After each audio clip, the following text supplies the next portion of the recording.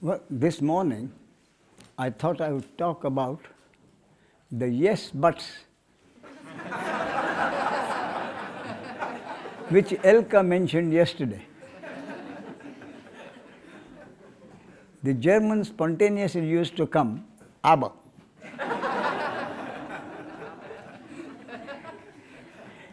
The classical yes but came from Albert Einstein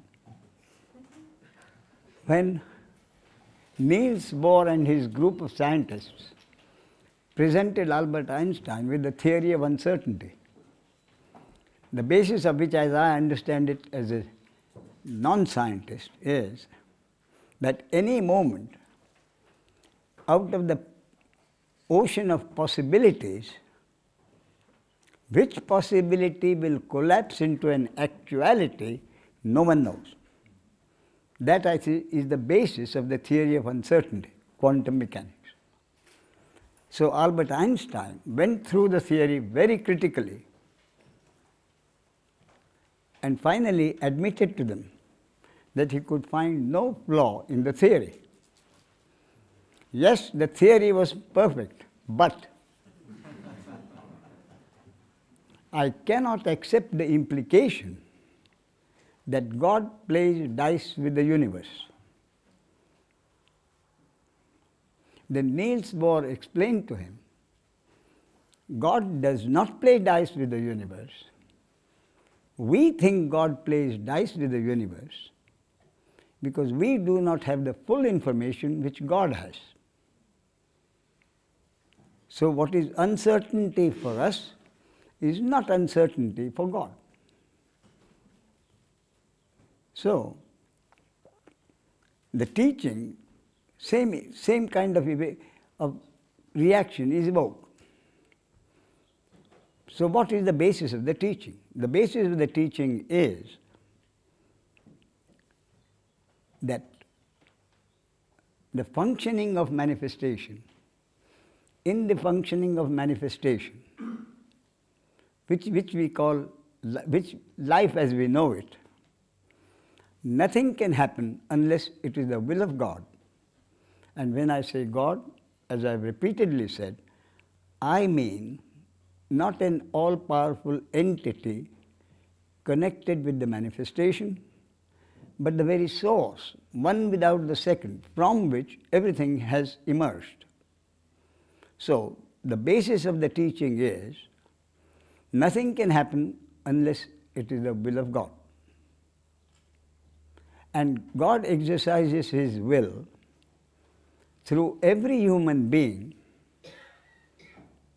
by having created each human being with such design or programming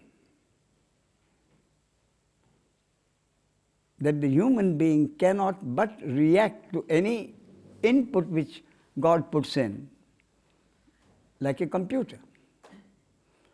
So the input which God puts in is a thought over which no human being has control, or something is seen or heard, any of the senses.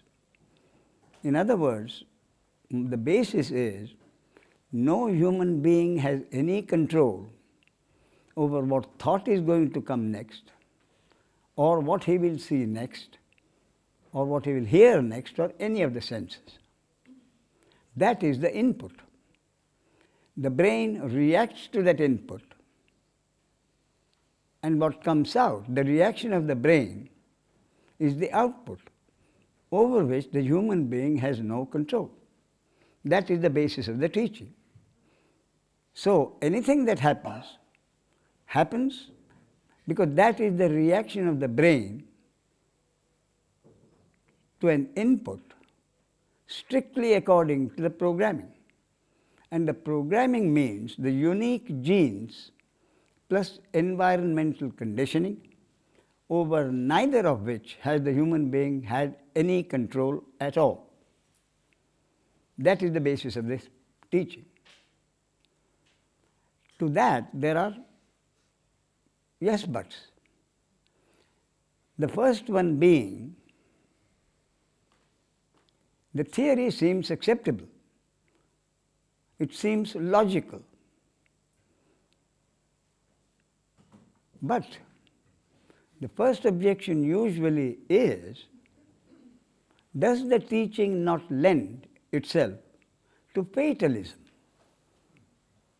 You'll be surprised how often this question is asked, especially in India. This is fatalism, which is the basis of working of the Indians and many Easterners. Fatalism. So I asked them, and somebody said, what do you really mean by fatalism? Again, would you believe it? Hardly anybody is able to tell me what he or she means by fatalism. It's a label which is attractive. What do you mean by fatalism? Then I tell them, is it possible that what you mean by fatalism is this? If nothing is in my control, why should I do anything? Why should I not lie in bed all day and do nothing? Would you mean by fatalism this? Many of them promptly jump to the solution and say, yes. Why should I do anything at all? Why shouldn't I lie in bed all day and do nothing? My answer to that is very simple. Try it.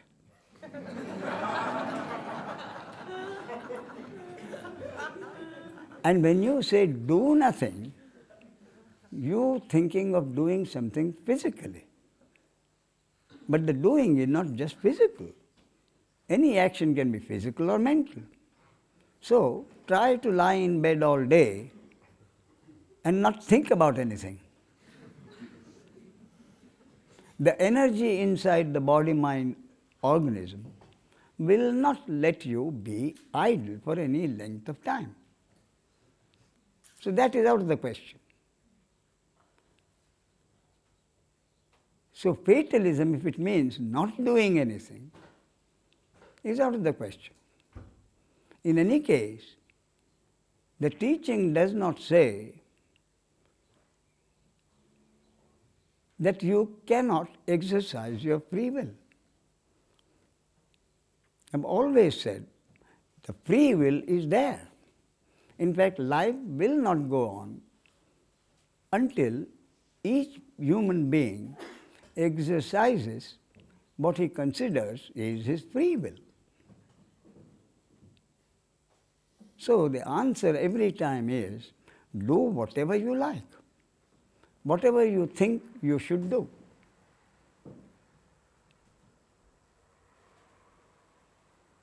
So the exercise of the free will is not prevented by the basis of this teaching. All it means is you decide to do something. How many times in your personal experience have you found that what you decide to do happens? Sometimes it happens, sometimes it doesn't. Therefore, the happening of your decision is not in your control. With that understanding, you don't stop making decisions. You continue to make your decisions. And how do you make your decisions? They are made according to your programming, which is the conditioning which you have received at home, in school, in college, in university, in society, in church or temple. All of it together tells you what you think you should do or should not do. And based on that will be your decision. But that decision may or may not turn out into an action. You have no control. And if the action has happened, what consequences that action will have is also not in your control. So, this fatalism point is quickly laid to rest. Then comes the question of responsibility. Another big but. He said, how can the world function if each human being does not take responsibility for his action? And my answer is, that the world will continue to function exactly as it has continued to function so far, whether anyone accepts its teaching or not. The world will continue to function. So there is the question of responsibility. What do you really mean by responsibility? Responsibility, the word responsibility is, according to me, connected directly with the consequences. I do an action and the society will hold me responsible for the consequences of my action. So the responsibility refers to consequences. And as I said before, you can take an action, you can make a decision to take an action. The action happens. But the consequences could be entirely opposite to what you have anticipated. So even the consequences are truly not in your control. So where lies this question of responsibility? Your responsibility lies only in this, that you will make a decision, which again will be according to the programming or environmental conditioning, with the expectation that certain consequences will happen. But in fact, from experience, we have found that the consequences will not necessarily be those which you have expected. So the teaching does not prevent you from being responsible, from taking your responsibility seriously. In fact, that will be part of what I say, do what you like. But there is a certain depth in it. The depth of it comes into this. If a person is programmed to take things lightly, to take things easily, not to waste too much time on making a decision, the person agrees, I can't make quick decisions. In fact, quite often, because I'm not able to make decisions, I toss a coin. I keep a coin with me. I cannot make decisions quickly. So where does this responsibility lie? In other words, what I'm saying is, whether you are a responsible person or not, itself depends on the programming. And if you are programmed to be a responsible person, because this teaching tells you nothing can happen unless it is the will of God, and therefore whatever happens is not in your control, will this teaching change the programming? Even if whatever happens is according to the will of God, if you are programmed to take decisions with a responsible attitude, how can you give up that attitude? You are programmed to it. So simply because of the teaching, you will not cease to be a responsible person if you are programmed to be a responsible person.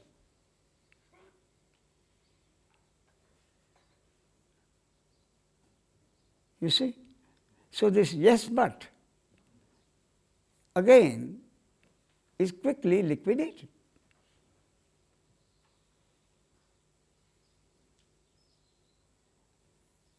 Now, the objections are raised by the ego, by the mind intellect. The mind intellect raises these questions because basically this teaching means that the ego really cannot do anything in what happens, except give you the feeling that you are the doer. That is why the objections are usually by the mind intellect, which is the same thing as the ego.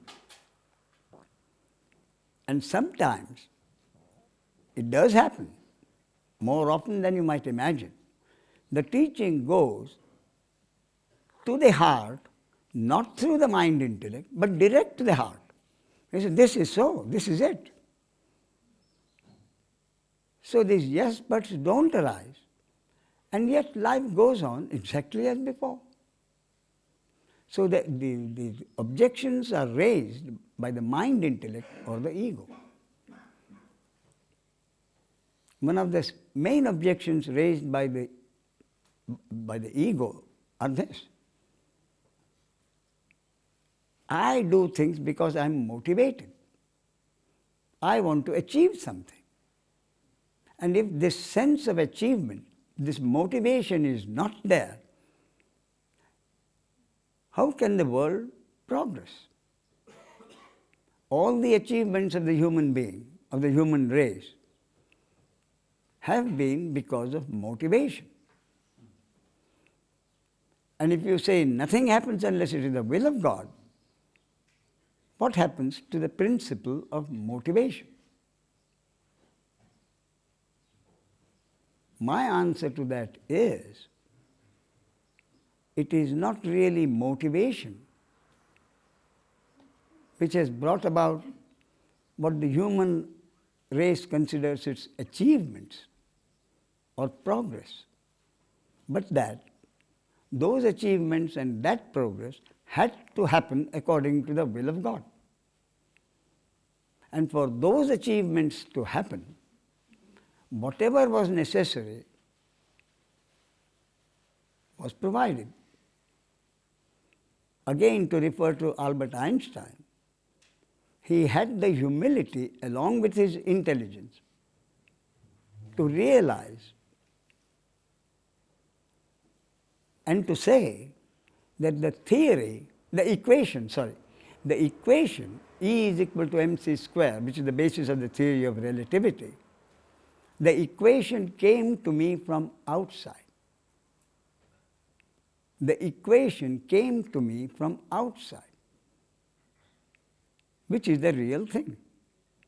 In other words, what he said was, or my interpretation of it is this: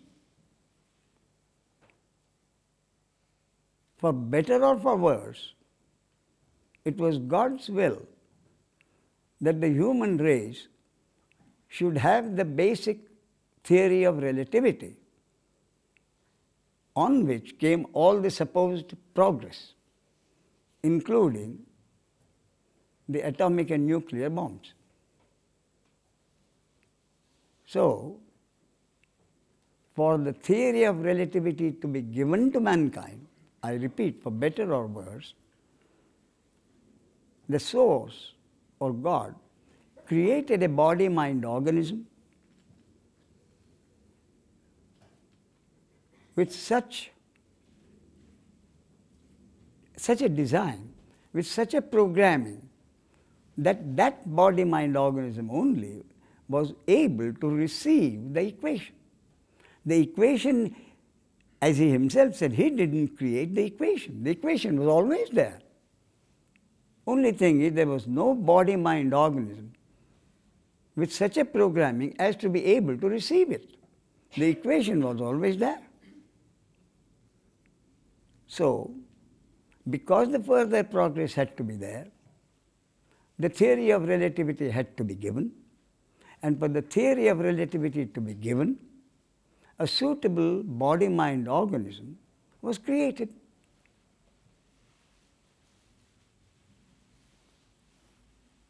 And Albert Einstein, I doubt, was motivated by anything. The motivation really lies in the programming. And if there is motivation in the programming, no power on earth can take it away. So it is not the motivation which motivates an individual from doing what he is doing, from achieving what he is achieving. But the achievement would have happened anyway, and it is the ego says, they are my achievements. Whereas Albert Einstein was humble enough to say, the equation came to me from outside. So the motivation also falls by the wayside. The question of motivation. Now, about the achievements of the human race. What have the achievements of the human race really achieved? Has the human race on the whole, the average human being, is the average human being now happier than if some years ago? I would doubt it. Recently, there was a report in the Indian papers. I don't know if they probably not come in the other papers, which are very interesting. Let me read out to you.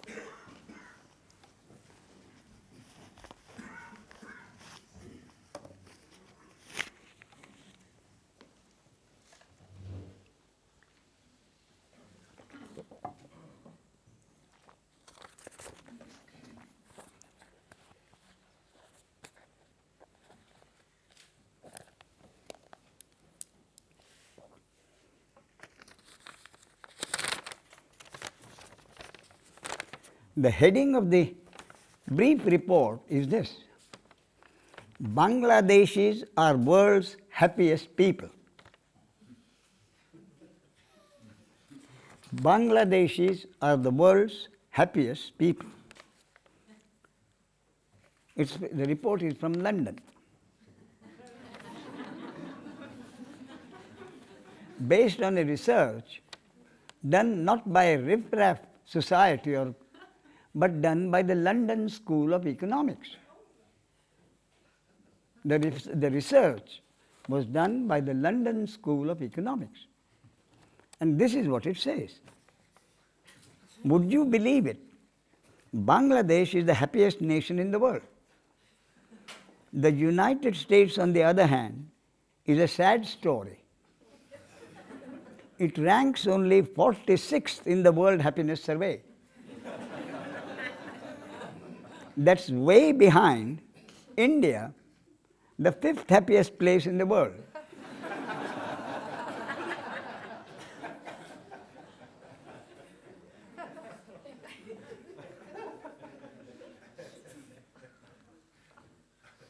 And others, including Ghana and Latvia, Croatia and Estonia. Research led by London School of Economics professors into the link between personal spending power and the perceived quality of life has conclusively proved that money can buy everything but happiness.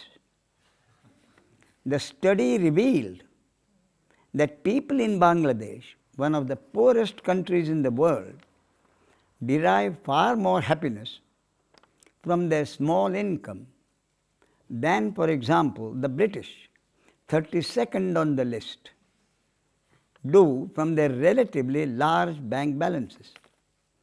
In fact, people in most rich countries, including Austria, Netherlands, Switzerland, Canada, Japan and others. I don't know why Germany has been excluded.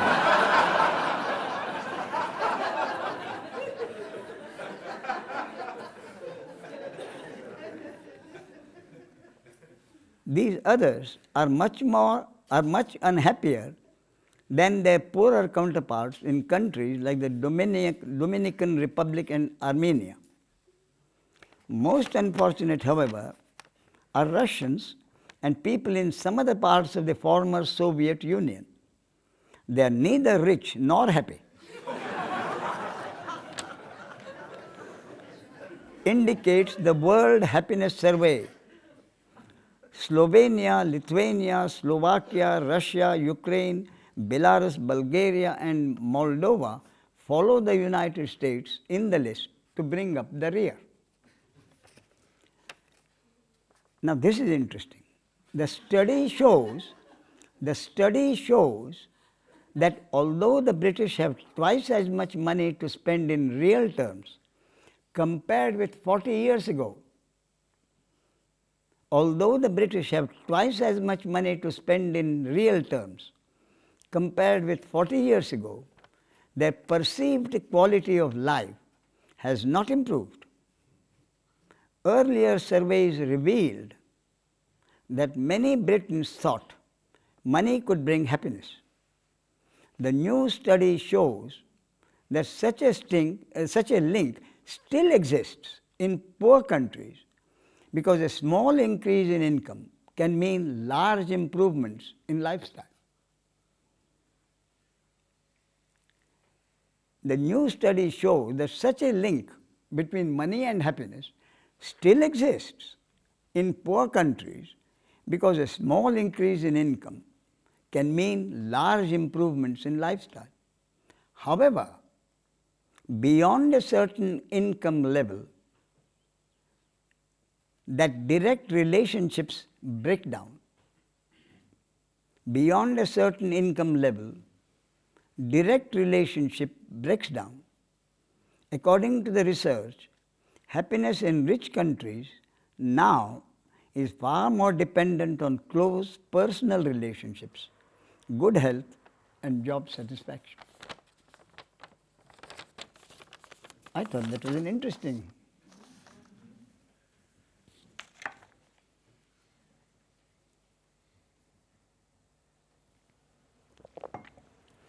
So, any more yes buts?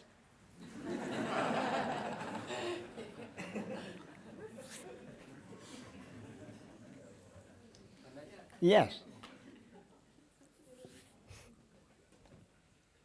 Philip? Yes, Herr Ramesh. Yes. Kann ich es in Deutsch sagen und du übersetzt?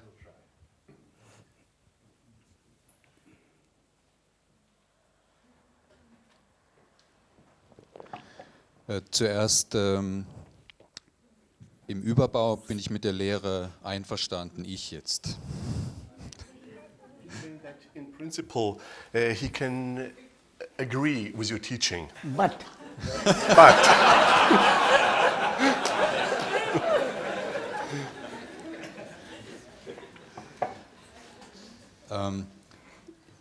Ich fühle mich getrennt von der Einheit. Also ich lebe in einer bestimmten Gesellschaft und habe eine bestimmte Verantwortung. He's saying he lives in a surrounding, in society, and feels responsible for certain things. So meine Entscheidungen haben bestimmte Konsequenzen. So my decisions have certain consequences. Also ob ich mit 100 durch die Fußgängerzone fahre. So whether I'm driving with 100 kilometers per hour through the passenger area. Oder ich entscheide mich zum Beispiel mit der Person zusammenzuleben oder mit der, und das hat dann Konsequenzen wieder für die Kinder. Es gibt eine Gesetzmäßigkeit. Or I decide to live together with this person or with another one, to have children. All these things, they have consequences.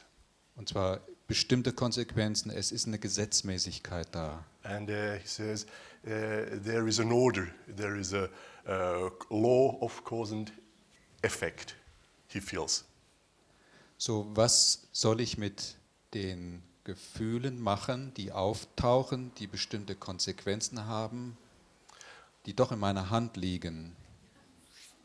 What should I do with the feelings which will have consequences when I feel that I can decide upon these feelings? Weil nach der Lehre habe ich ja keine Entscheidungsmöglichkeit und in meinem Raum habe ich eine. He says, according to the teaching, there is no free will to decide, but in meinem Entscheidungsraum habe ich eine yeah, Verantwortlichkeit und es hat Effekte. but in my surrounding, I have the possibility to decide, and therefore I have to bear the consequences. Was soll ich tun? What shall I do? so, Mark, what is the question? I don't know. What shall I do? Is that the question? What shall I do? Answer is, do whatever you like, my friend. Do whatever you like. Do whatever you think you should do, according to your sense of responsibility. Nothing prevents you from doing exactly what you think you should do, with a sense of responsibility. Evaluating the consequences as you estimate them. That is all you can do. You evaluate the consequences. Based on that, you take a decision. What else can you do? So whether the consequences will be good for you or not will depend on the destiny, God's will, and the destiny of the body, mind, organism. But it can, for other person, it could be good or bad. That's for right. Example, That's right. For example, for the children, it can be good. So, or therefore, bad. whether the parents are good or not will depend on the destiny of the children. Whether the But parents are good or not. It depends on me. No, it depends on the destiny of the children.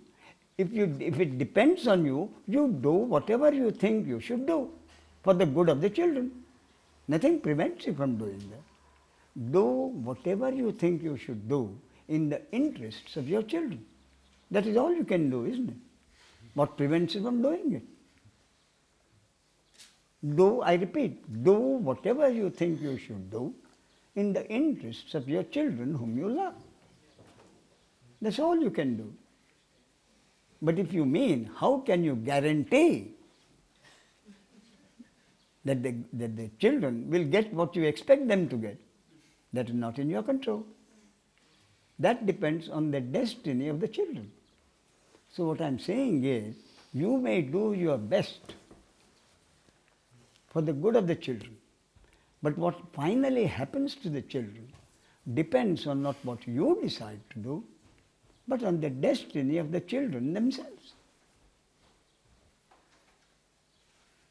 Okay, thanks.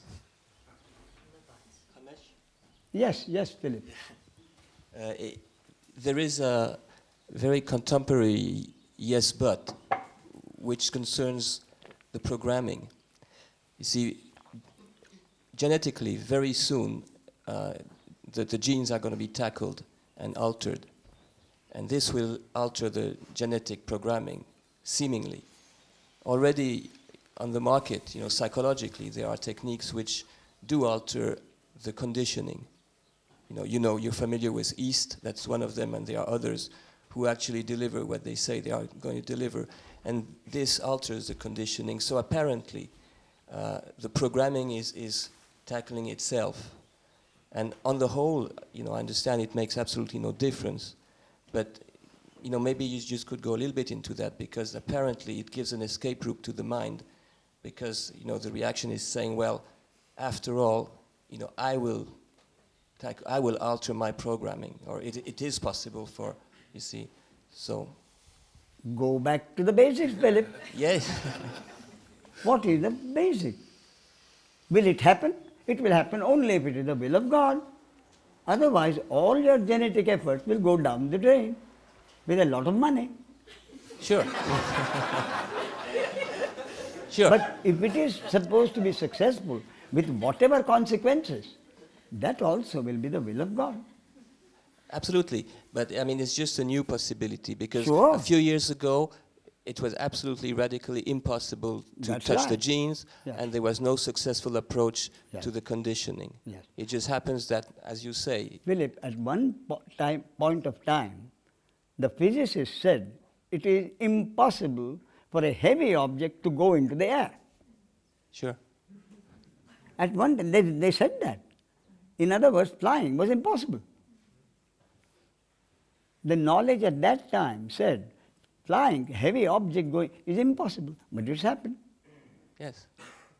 So whatever is considered impossible now could surely happen. If Yes. that is the will of God.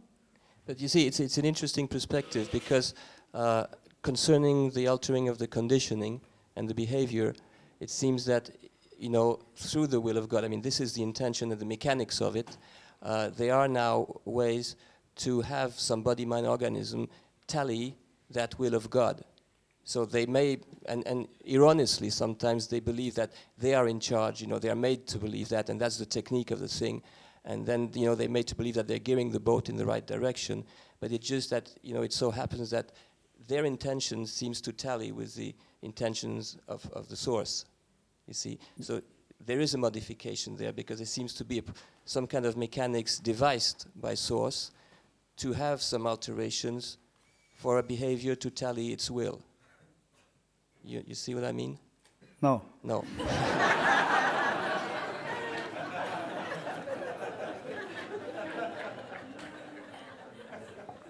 So it seems that there is a closer link between the will of source and the activity of this human body-mind. Closer. The whole activity of the human race is according to the will of God at any moment, in the past, now, and in the future. Yes, but you see, when you say that,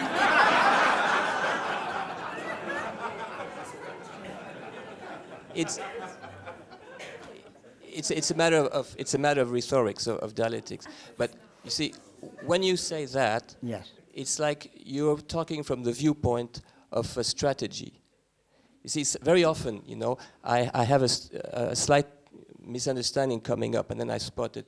But sometimes, because in the same sentence, in the same address, you're talking at first from the viewpoint of, we could say, the strategy of source, and then you will talk of the tactics, you see, of the mechanics.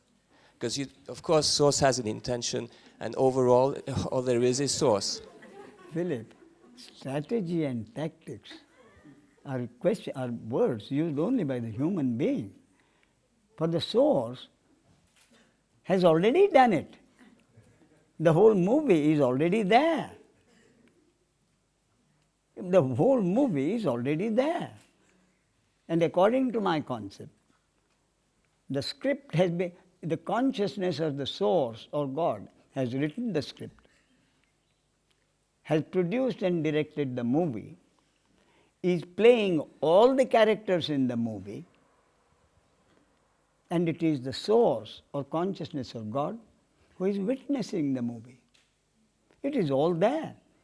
And the same thing, curiously, has been said in the Bhagavad Gita, where Lord Krishna tells Arjuna, you think you are going to kill who are supposed to be your enemies, your friends and relatives, even your preceptors. That is why you don't want to fight. But he says, as time, I have already killed them. You will only be the apparent instrument for their death. Because the destiny is that they will be killed through a body-mind organism called Arjuna. I have already killed them. So whatever is going to happen in the future, in the movie, is already there. That is my concept. There is an instrument being used. So, which instrument will be used by the source, for what purpose? Only he knows. He used a body-mind organism called Albert Einstein for the theory of relativity. He used the instrument called Hitler to destroy millions of Jews. He used a body-mind organism called Jesus Christ for that particular purpose. He used a body-mind organism called Mother Teresa for the work that was done. And he is also using certain number of psychopathic organisms to do whatever the psychopathic organisms are destined to do. Well, wouldn't you call that tactics? Tactics? Because it is a mechanics that's been used. Tactics is for a certain goal, and the source has no goal. Source has no goal. It has done it. It's there. The movie is there. Well, this is a confusion for me, because you see, when you say source is creating certain body minds for certain actions to come about, yes, there seems to be a goal there. No, that is part of what is already there. Yeah, but again, you're weaving in between two perspectives, you see. No, The perspective of everything being already there. In this movie, all I'm saying, Philip, is in this movie, something leads to something. As we see it, something has led to something. A leads to B, B leads to C, C leads to D, and ultimately leads to Z. What I'm saying is, what was to happen to Z, all the previous ones, beginning with A, had to be there. Right. So the Z has already happened. Yeah, in a way, yes. Z has already happened. But as you say, And the earlier are only, as you say, parts of the mechanism. so it is a mechanism. Of course, mechanism is there. Instruments are being used. Sure, have been used. Have okay. Have been used. Have been used. That- So in that process, I mean, you know, to go back to what was said before, in that process, you see, of going from A to Z, it seems that something has been slightly altered, only in the process, not in the general. Nothing has to be altered. The Z has already happened. And for Z to happen, all the earlier, beginning from A, had to be done, and they were there. But we see only, we don't see Z, which is way ahead. Mm-hmm. We only see A leading to B, B leading to C. Right. So we say A led to B, and B led to C. Right. And what I'm saying is, because C had to happen, B had to happen. And because B had to happen, A had to happen. So the cause and effect, cause is not leading to effect, the effect had to be there, for the cause had to be created. Right. Yes, yes. For the effect to be there, the cause had to be created. And God sees the whole thing as one. Not one A leading to B, but the whole series. That is the concept. It's all there.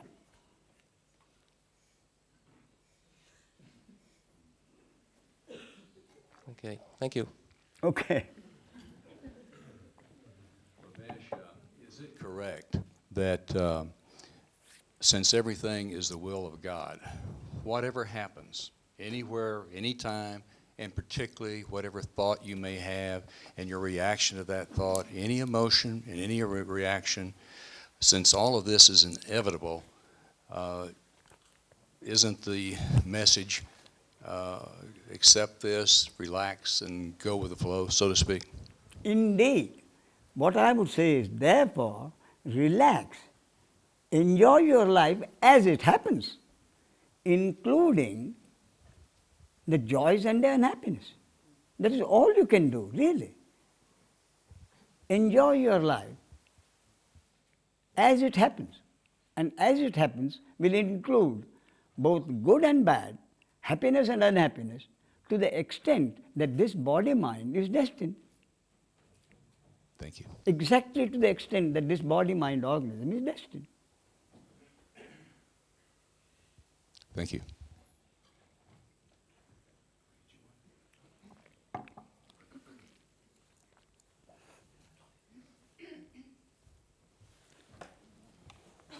Thank you. My question is, You want to speak in German? yeah, Do that. But you hold it this way. like this? No. Ah. No, I got it. Good. I try to say it in English. All right. Is it also part of the program that the mind goes on arguing and arguing, even if the final understanding has happened? Yes. It is like it goes on like a ball you have That's right. thrown, and In other words, the programming is made for that kind of thing to happen. yes, And for the delay and the length of time and the process and the misery associated with it is all part of the destiny of that body-mind organism. Therefore, I say what I say sometimes percolates through the intellect down to the heart. Sometimes it goes straight to the heart. so it makes so easy. I beg pardon? It makes so easy then. It's so easy or difficult depending on the destiny. Thank you so much. Most welcome. Ich möchte gerne eine Frage in Deutsch stellen. I would like to ask a question in German. Of course. Und zwar zum Lehrer-Schüler-Verhältnis. Wie wichtig ist die Liebe des Schülers zum Meister oder zum Lehrer und kann Gnade nur durch den Lehrer, in diesem Fall dann dem Guru, geschehen. He's asking whether grace can only happen through the guru to the disciple. Therefore, that relationship, that the love of the disciple to the guru is the decisive thing. Yes, but even that is the destiny of the body-mind organisms connected with the guru and the disciple. It is the destiny of a guru to have a particular disciple. It is the destiny of a particular disciple to have a particular guru at a particular time.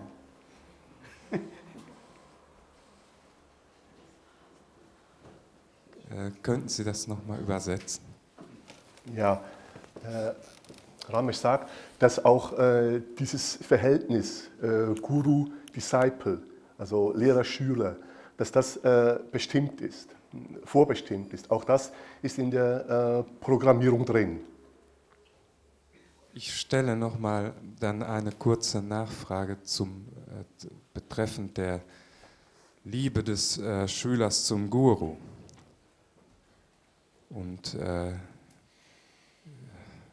jetzt meine persönliche Erfahrung betreffend in der Zeit hier. He wants to add something concerning his experiences while taking part in these 3 seminars. Yeah, sure.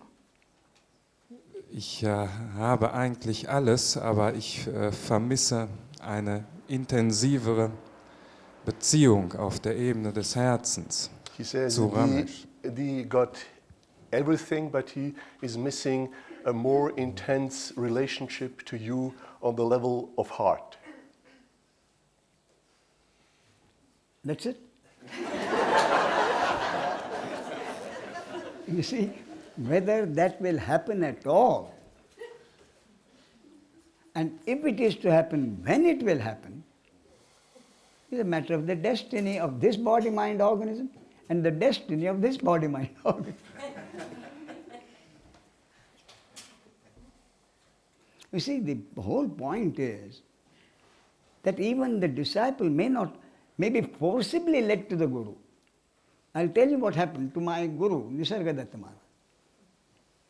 He said, the word he used is a peculiarly Hindu word.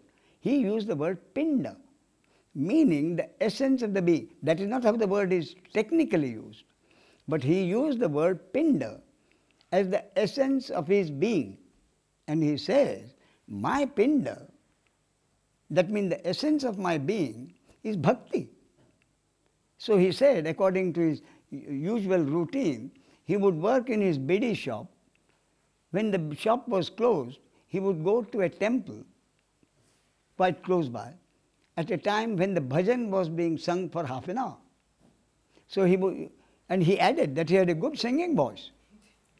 So he, along with the other devotees, would sing bhajans for the half hour, come back home, have his meal and go to bed, perfectly contented. He was not concerned with jnana. That's all he did. Half an hour's bhajan was enough for him. Then a friend of his had a guru. And this friend of his was most concerned that Nisargadatta Maharaj should go to his guru. So once he had been telling him, come with me, and he was not in Bombay. So next time when the guru came to Bombay, this friend of his practically dragged Maharaj to his guru. And he adds, Maharaj adds, he said, even the routine flowers or fruits that had to be taken when someone went to a knowledgeable person, a sage, he was supposed to take some flowers and fruits. He said, even those were purchased by my friend. Even those I didn't buy. And yet, he said, the very first time I listened to the Guru, saying the same, there's only the source, the only one from which everything, he said, it went straight to my heart. You see, one who was not concerned with this knowledge of Advaita, goes because he's forced to go, and suddenly what is said goes straight to his heart. You see, how can you explain it? There is no question of explaining. You see.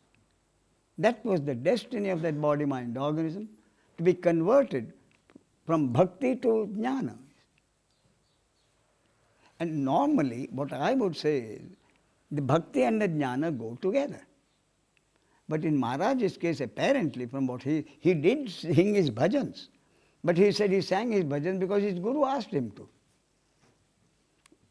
Once the story goes, there is a Shiva temple, and once,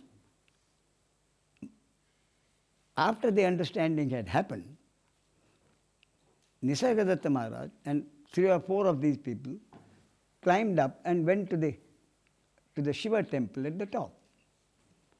And there was the Shiva Linga, you see. And the hypocrisy is always there. So some of them who went with Maharaj said, how sacred this is. The Shiva, the Linga is so sacred. And kept on these same words, you see. So Maharaj couldn't bear it. So Maharaj said, yes, it is sacred enough for me to piss on.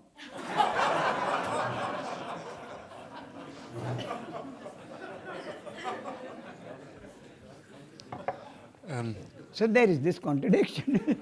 But it's there. Da brauche ich noch mal eine kurze Übersetzung, zumindest nicht des letzten Parts, sondern aber vielleicht könnten Sie das zusammenfassen. Wieder. Perhaps you'll translate it, Mark, for those who don't know German. Well, I just gave a short account how Maharaj came to his teacher. As I said before. I just gave a short I understand, yes. abbreviation of You hadn't translated it earlier, you translated right, it. Right.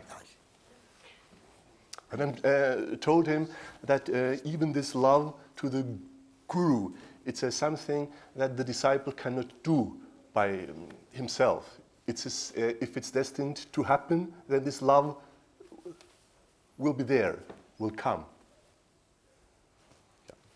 There's a story of Lord Buddha and his favorite disciple called Ananda or something, I'm not sure.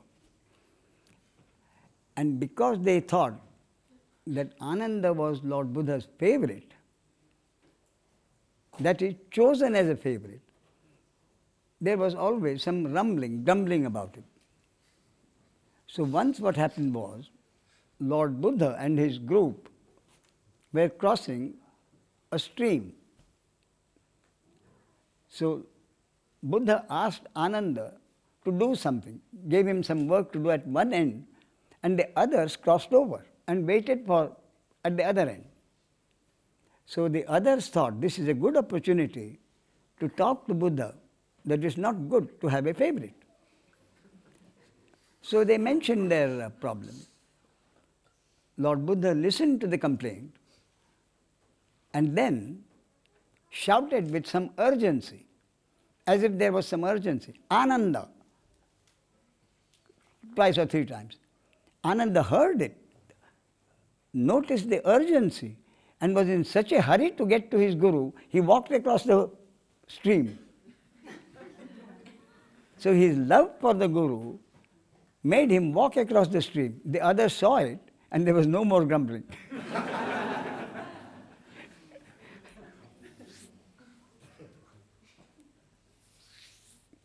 Yes. Yes. Hello, Ramesh. Yes. Yesterday you have spoken about the principles, actually, and of the theory, and I have a question about these principles. About what? About the principles. Principle, yes. You described actually that what we are is energy, potential energy in motion. This I am. Yes. And my question is that if this body-mind organism dies, this I am is going back to the potential energy, or it still remains as I am? See, that is the difficulty of not understanding that consciousness or energy is the same. So whether the energy trapped in this body-mind organism becomes potential energy or activized energy doesn't mean anything. It's the same energy. So what does it matter if the energy trapped in this body after the death of this body goes to the activized energy or to the potential? It's the same energy. I would say it goes back to the activized energy from which it came into this body. But it still remains energy, universal energy, which was identified as in a particular body-mind, now becomes back again universal energy or impersonal energy. The second question that I have is about this conditioning. Yes. I was thinking all these days about these conditionings that come from parents, school, and religion, and Yes. all this stuff. Sure. And my question is, this programming we have, every body-mind organism has a certain programming. Let's say for a certain body-mind organism is not truthful. The programming is so that it's not truthful. If the final understanding happens to this programming of not truthfulness remains. Not truthfulness. Non-truthfulness? Yes. What do you mean by non-truthfulness? For instance, that somebody lies. Not honestly, yeah, not honestly. A person is dishonest.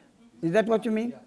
Oh, your question then is, can a dishonest person or can self-realization happen in a body-mind organism that is programmed to be dishonest? That is your question, isn't it? If the final understanding happens. Yes, but that's not question. Yes. Will it happen? No, that's not the question. No, it's not a question. The question is if it happens. Yes, but that is itself in doubt. If it happens, why should it happen? I mean, the source of God has created enough body-mind organisms with adequate programming for this enlightenment to happen. Why should enlightenment happen in a body-mind organism which is not programmed for the purpose? If it happens, what's the point of the if it happens?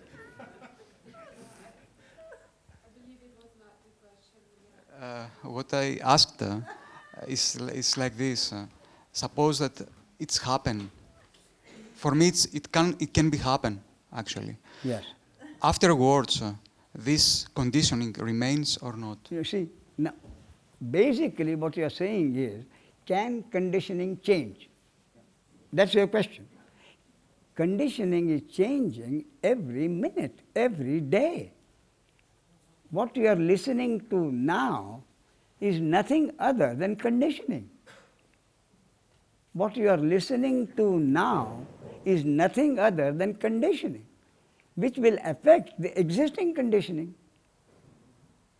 You see? So what you are listening to now is an additional conditioning which keeps on altering the existing conditioning, making it the present conditioning at the moment. So actually this conditioning is this theater role that we play every time. And that conditioning, to what extent this conditioning of listening to what you are listening to will affect your existing conditioning will depend on the destiny of this body-mind organism and the will of God. I repeat, the conditioning that you are receiving now, to what extent it will affect or not affect the existing conditioning will depend on God's will and the destiny of this body-mind organism. That is why the listening produces various effects from 0 to 10, you see. Okay, thank you. Yes, please. Yes, you were telling this gentleman earlier on that he should make responsible decisions for other people in his life. At the same time, you were saying that everything that happens is God's will. In other words, the movie of his life has already been set by God. But by telling him that he can make a decision, isn't that the implication that the movie could change direction? No, all it means is, quite frankly, you cannot not make a decision. But the decision has already been made. That's right. That is correct. But then the whole thing is a joke. It is a joke. Yes, you are quite right. The whole thing is a joke. Oh, well, that's rather alarming, in fact. You don't like jokes? You don't like jokes? I mean,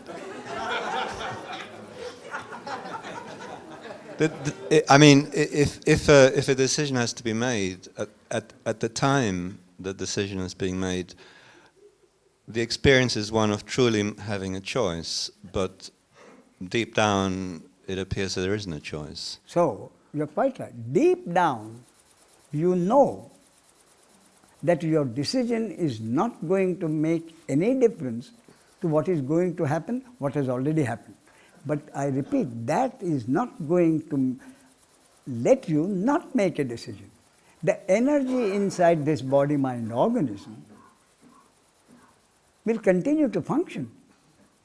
And if at the moment the energy is supposed to make a decision will be made. And the decision will be made according to the programming, which includes the environmental conditioning. So you would say that decision occurs rather than I make a decision? That is correct. Yes. That is exactly correct. A decision happens. But the ego thinks he is making a decision. That is quite correct. A decision happens. Okay, thank you. One brief... Yes. Maharaj used to tell people, be still. It's like, as if he was telling people, do this.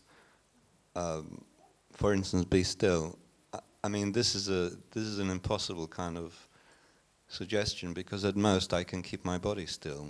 You see, just as I say, make a decision. If you want to make a decision, make a decision. And the basis of it being that apparently you are making a decision. So I'd say, make a decision. So Maharaj said, do it. The underlying principle being the doing of it by that body-mind organism will happen if it is supposed to happen. That doesn't prevent him from telling you, the individual, do it.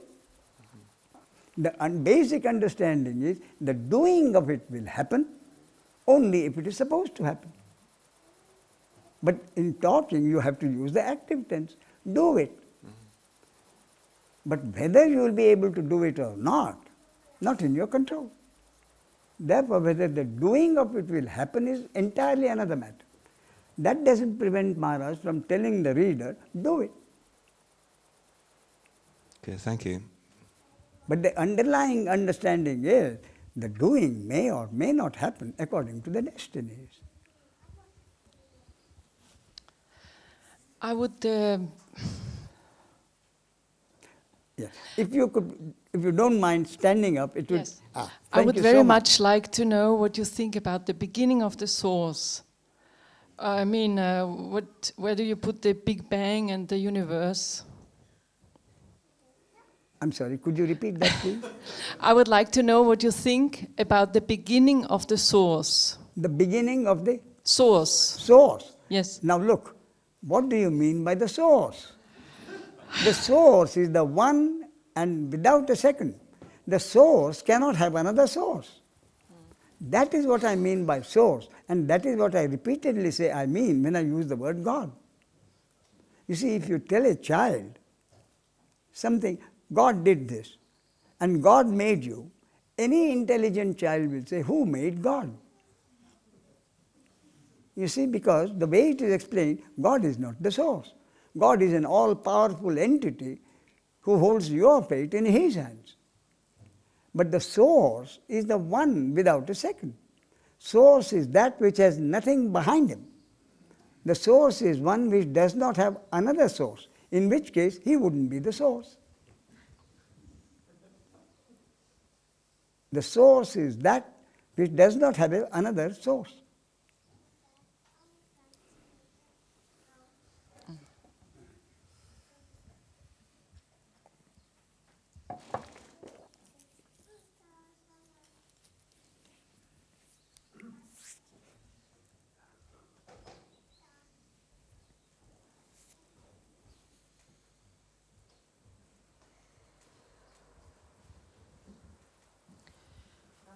Please. Ein Erlebnis.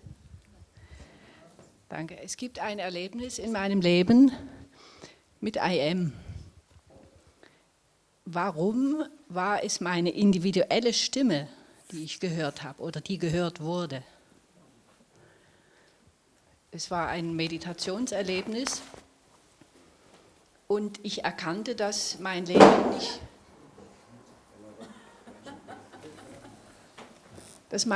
nicht organisiert wird von der Person, die jetzt hier zu Ihnen spricht, sondern von diesem IM.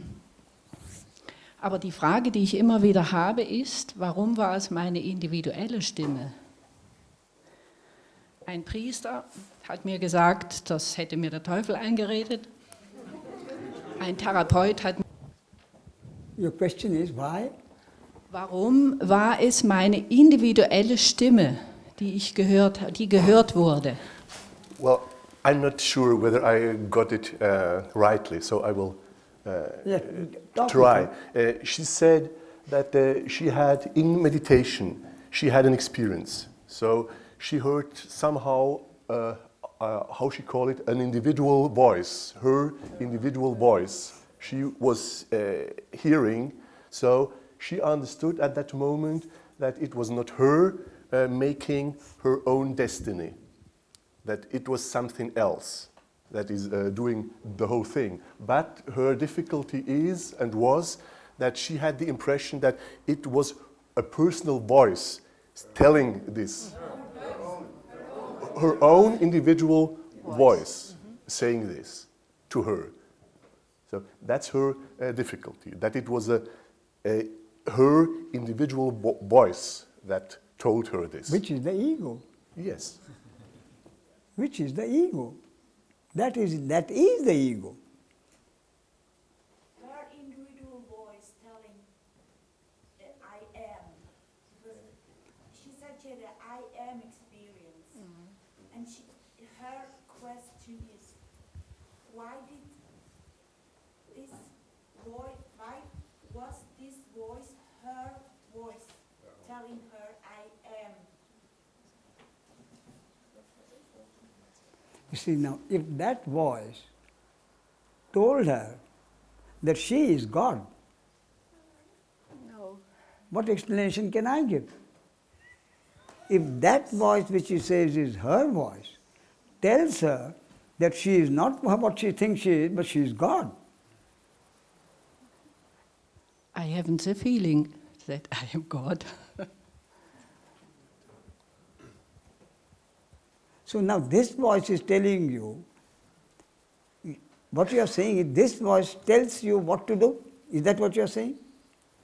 This voice tells you what to do? No, this voice told her that it's not her doing things, it's the I am, right? Ich habe einfach nur in dem Augenblick, vorher war eine Stille, eine Ruhe, die ich überhaupt nicht beschreiben kann, ein Zustand, wo nichts da war. Yeah. She said there was in a state where there was no thinking, that was just peace. Nothing, quietness. nothing. And then? Und dann? Und dann war da ein riesengroßer Energiewirbel. Then there was an immense storm of energy.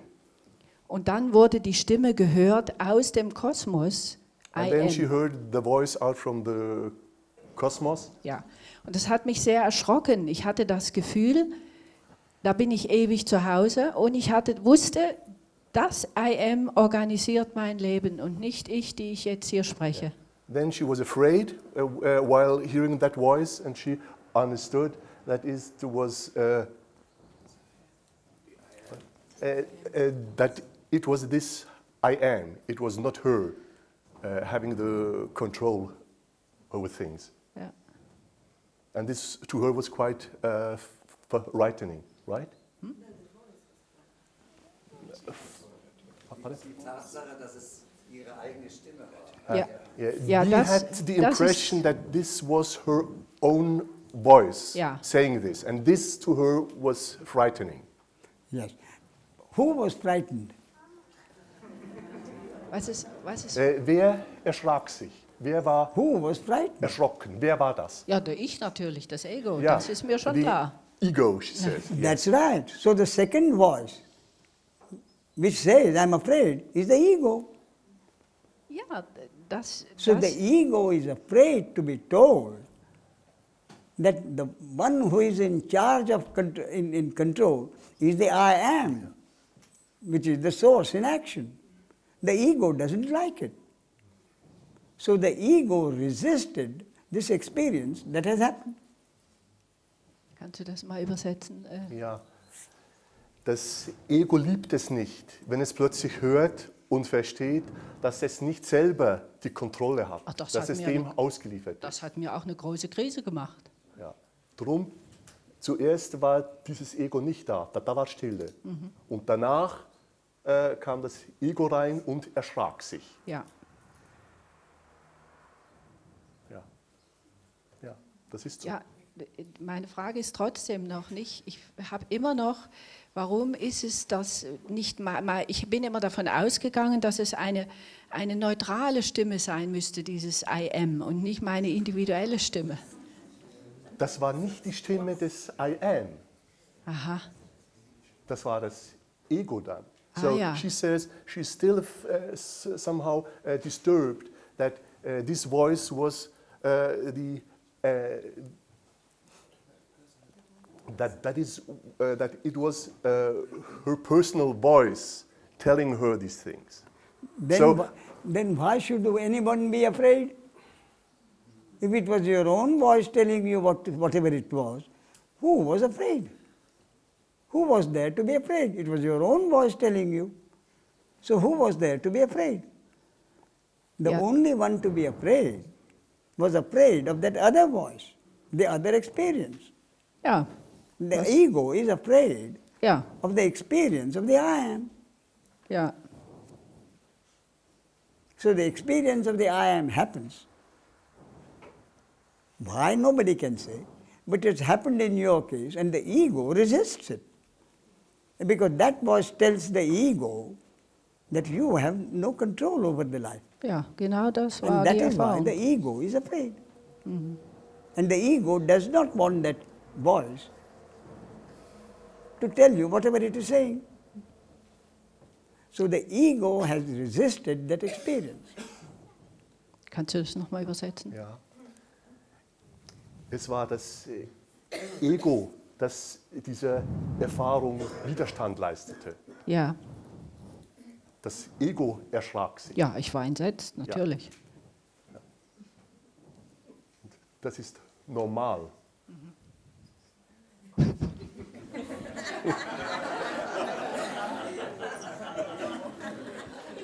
Jetzt wiedergeben.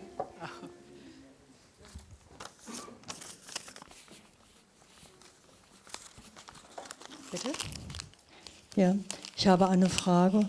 Und zwar habe ich eigentlich mein ganzes Leben bisher mich sehr bemüht oder sehr gekämpft oder angestrengt, meine Bestimmung zu finden und hatte immer sehr viele Sorge und Ängste, an ihr vorbeizugehen.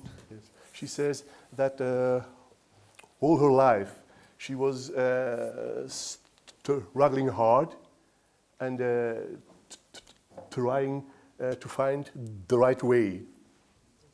The destiny, my destiny. To find her destiny. Yes. To find her destiny. She was anxious not to follow her destiny. But now I think it's not possible. I only can live my destiny. That's right. Now she understands that there is no need to be anxious. Not She at understands that she can't miss her destiny. You see, whatever is to happen to this body-mind organism tomorrow or a year later no power on earth can change it. So accepting that may not be easy. So accepting that no power on earth can change my destiny can be reassuring in one way. That is, you need not feel that you should do something about it. You can't. So that is a relief.